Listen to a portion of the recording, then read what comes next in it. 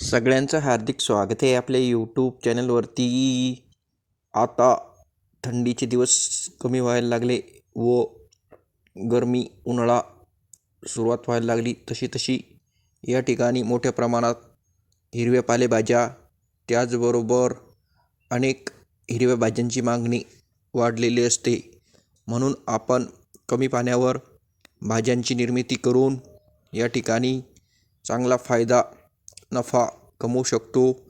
अशा प्रकारे जर तुम्ही गोबीची लागवड विशिष्ट अंतरावर केली व त्याला सूक्ष्म सिंचन पद्धतीने जर पाणी दिले तर आपल्याला एक चांगला फायदा या ठिकाणी गरमीच्या दिवसामध्ये उन्हाळ्यामध्ये भेटू शकतो. त्यातील जे गवत वगैरे ते व्यवस्थित आपण काढून घ्यायचं व विशिष्ट अंतराने या ठिकाणी रोपे लावायची.